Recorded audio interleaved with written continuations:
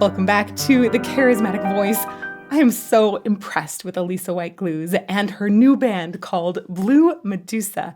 I listened to their first single, Checkmate, and I was blown away. And also, I instantly regretted not having the camera rolling. So, for their second release ever, I'm going to hit record. Let's get to it. Ooh. This is like very tender for a beginning.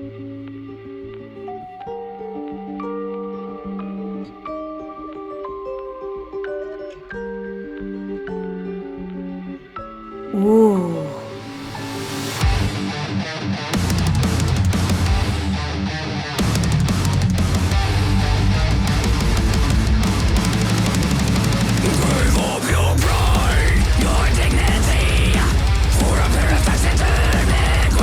Ooh, nice layers.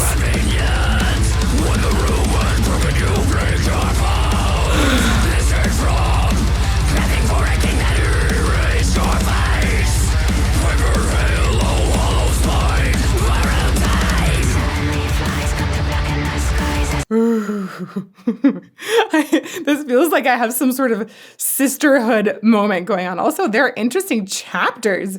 You see that there are chapters in the timeline here. Interesting. Flying Monkey, most replayed. Danny Shred. Shrapnel? Wow, I don't know how there are chapters. I've never seen chapters in a song like this. Realized the truth. Stayed silent. That is cool. I feel like these were deliberate. Whoa. I want to go back to the beginning. Stayed silent at this point. It's just like frozen white holding bones. So interesting how you have, gosh, is that Danny or Alissa that wakes up there?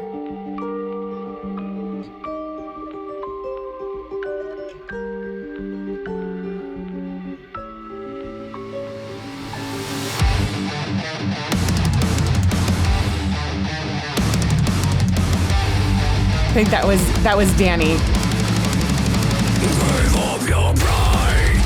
Amazing. Okay, so that was the realizing the truth moment. This has got such fun story just captured in the timeline. I don't know if that's something that she's done before, but I'm really intrigued by that idea, and I would like to see more of that. Let's talk a little bit more about her vocal technique. I have studied Alissa's throat. And it's an incredible place. Let's be honest. I think that it's really fascinating to see inside of so many different singers' throats. One of the things that struck me about Alissa's vocals, especially as we were digging deeper and deeper into them during the research process, is how much she was aiming to create a deeper sound, to almost create a more, we want that, like the more full masculine kind of growl. I think there's this ideal for many female screamers to reach something that's super, super brutal and has that, I think they think about it being deeper as in more masculine a lot of times. So we talked a lot about the lowering and the space that was included in that. Very interesting. She also is able to lock her sounds in extremely well. This probably comes partly from longevity. She's been doing this for such a long time. I think she's one of the longest performing female screamers out there at this point. And she sounds better than ever. I'm so impressed. She takes care of herself extremely well. I love the variation of sound that she grabs here, especially you can hear within the layers how she's bringing in so many different timbres in her screams and growls. Also, it was so fun to talk with her about how she thinks of naming these sounds. So we'll get more into that when we release a docu-series here soon about the vocal research. Let's just focus on this video for now.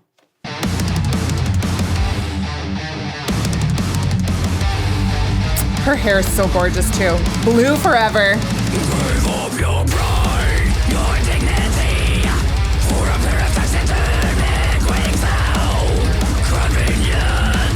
Wow.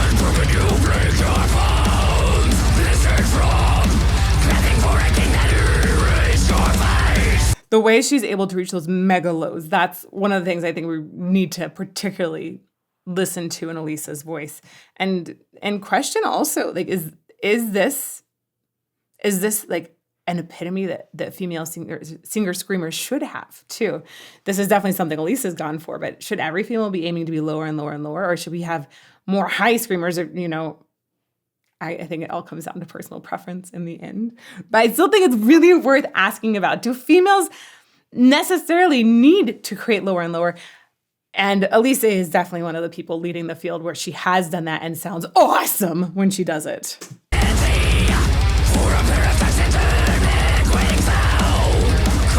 I love the way her highs sound so wicked too.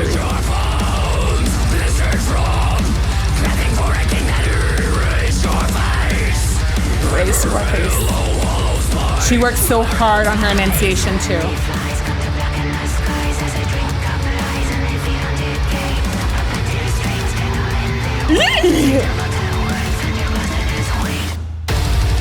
Oh my gosh. Okay, so that was the poison section. I'm just loving these markers. It sounds, yep, I feel like we're doing hocus pocus right here. I love the different hand movements. That was really fun to add to it.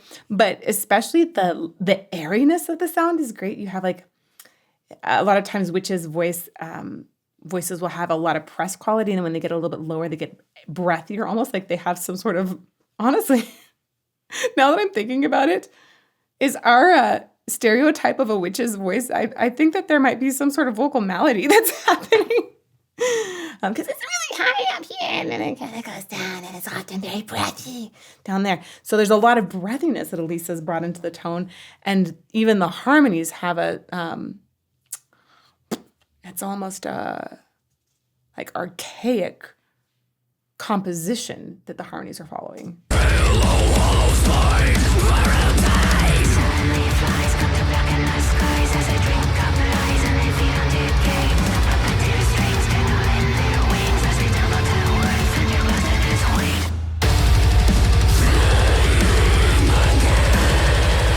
Stay.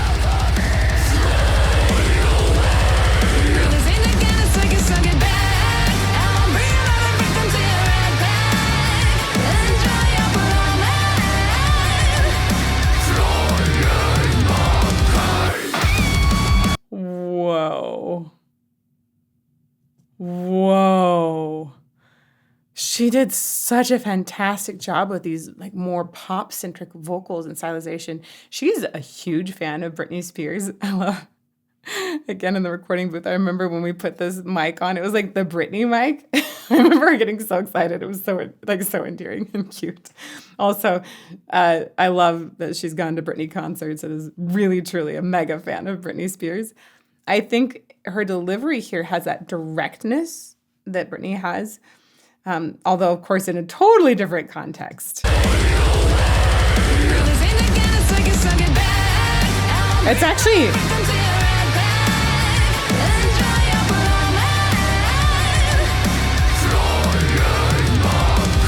And I'm trying to figure out what pop singer she reminds me of here. There's a slightly different tone quality that she's bringing in so much by... It's like almost in the Sia kind of realm. It's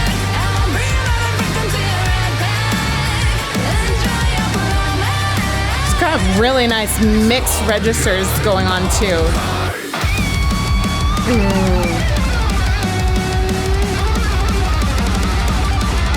Heck yeah!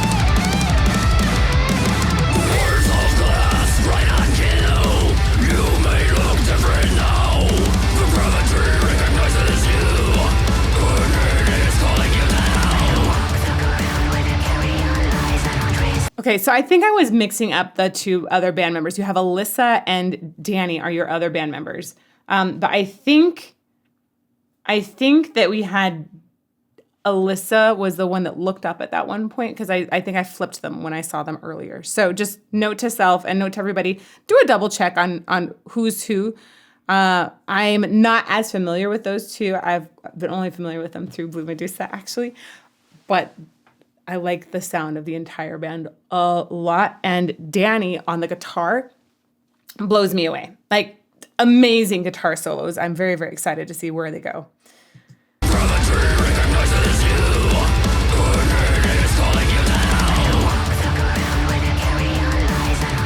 Wow, listen to the whispers in that. It's very dark. Whoa, so there's not just the whisper quality. This is Danny shred. You know what it is? It's Danny. Danny's the one. Yep, okay. I had flipped in the first. There we got our confirmation.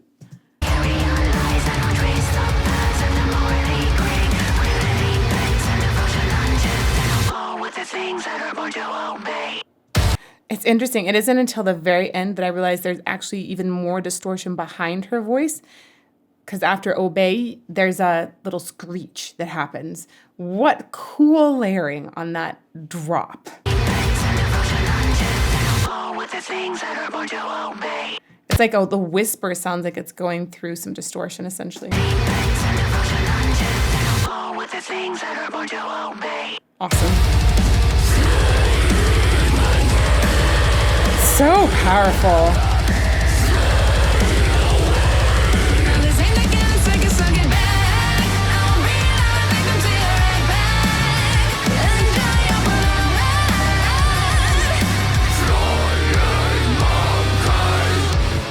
Okay, I'm gonna go out on a limb here.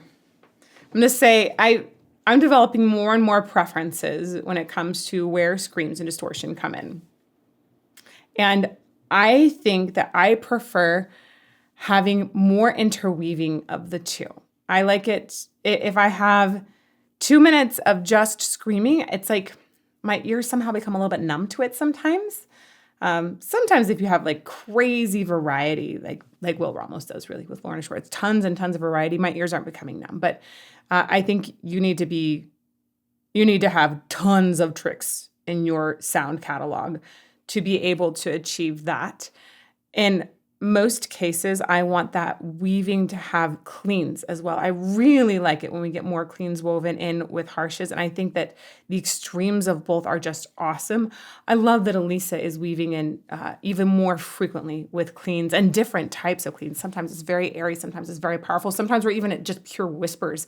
The way she's bringing in so many different vocal techniques, I find to be incredibly impressive.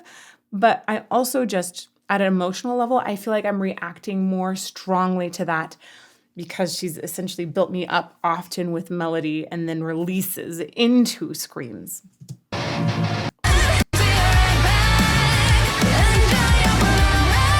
Yeah, see ya.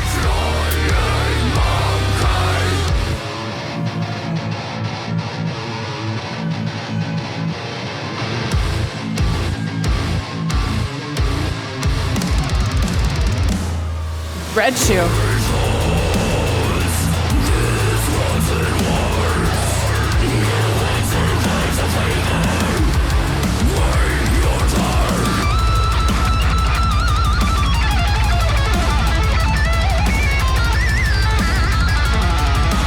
And now this is Alissa. Wow. What's that section called? That's Alissa shred there, but intuition sounds the alarm. Oh, dude. Look at that red shoe. It's like Dorothy No More. It's the metal version of Dorothy's ruby slippers.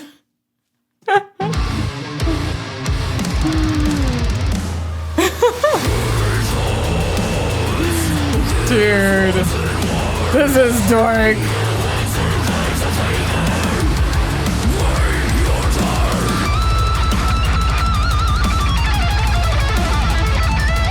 Nice.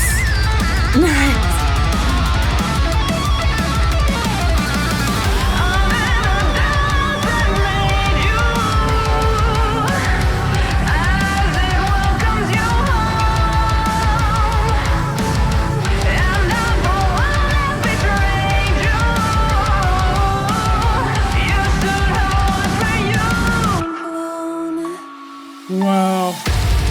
Oh. That image. Oh God.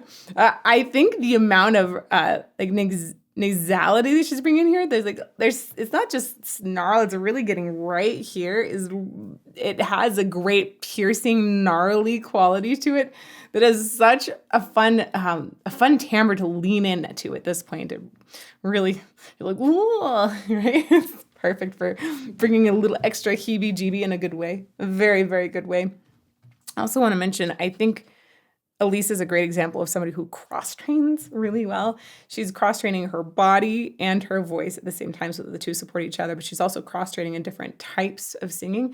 I think it would be so advantageous to cross-train in screams and cleans. It's actually, I think it'd be really helpful for opera singers to train at least a little bit in screams to learn more about what some of the upper constriction in the vocal tract feels like, because I think that can be advantageous to just having more control of a person's sound. And she's cross-training in so many different ways.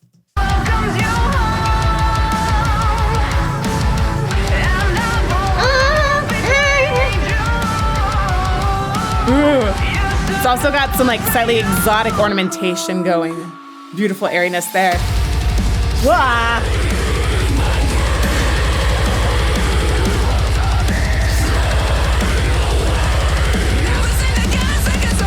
So did the models like have a blood pact that they then broke open? I hope it tasted like cherries. Well, this section is called Expel. Yep, that makes sense. Nice enunciation.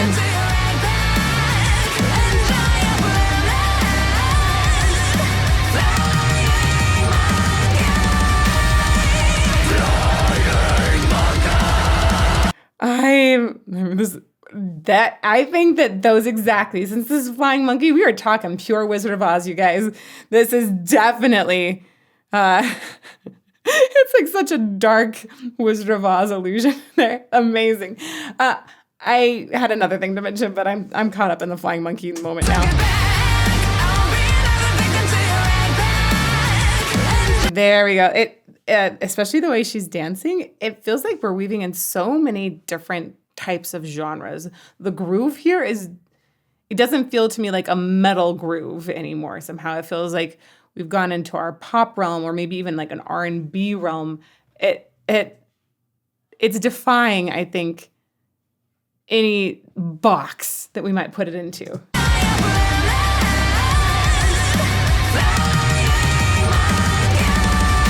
Monkey, that helps a lot.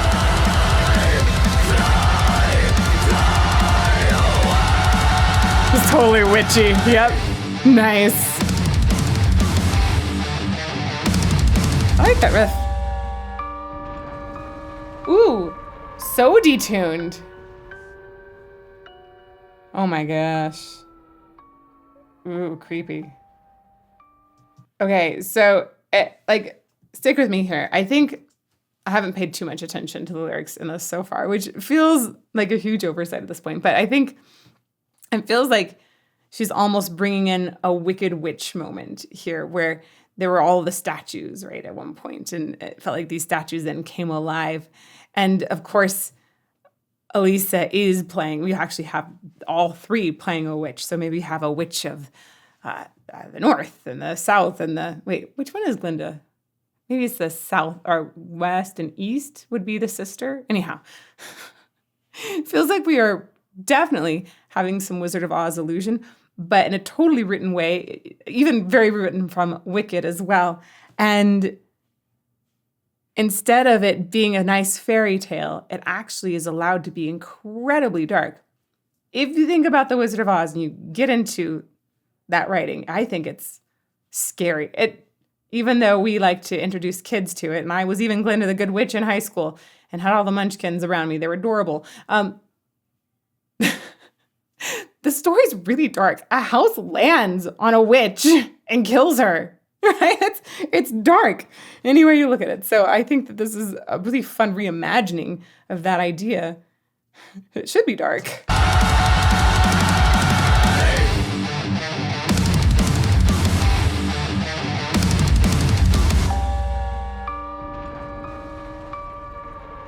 Ooh.